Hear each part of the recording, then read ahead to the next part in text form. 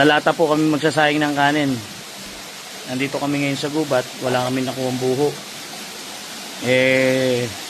Para-paraan na lang yung ginamit. Yan po ulam namin ngayong araw.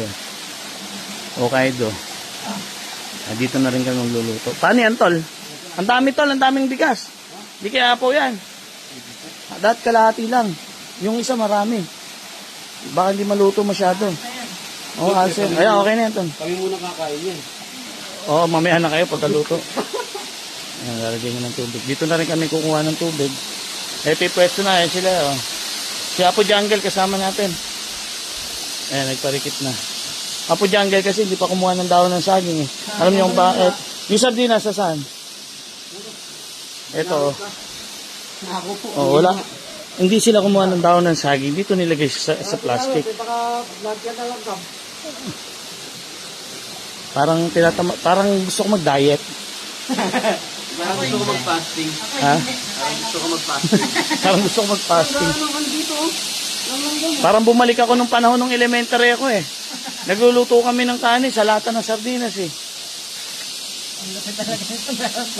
Iba talaga kayo?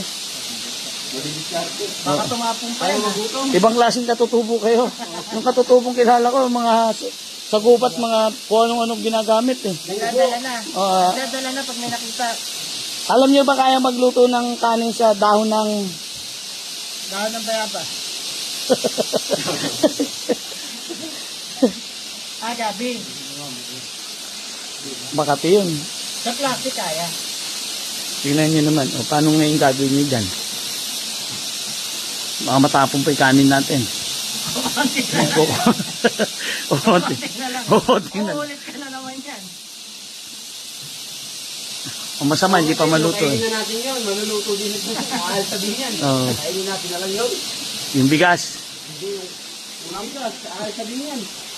Ang dami nyo pandalang bigas. Oh. Buhok. Ano yan, isa-isa?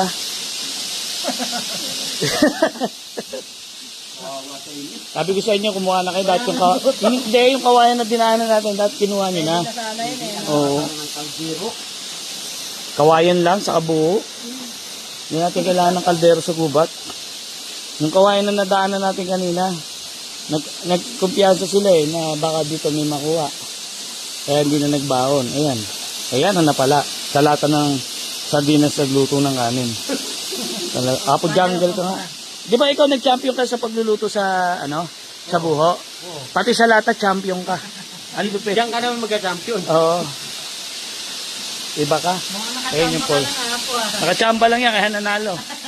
Lamig dito yung hangin papunta rin. Parang ka na rin naka-aircon.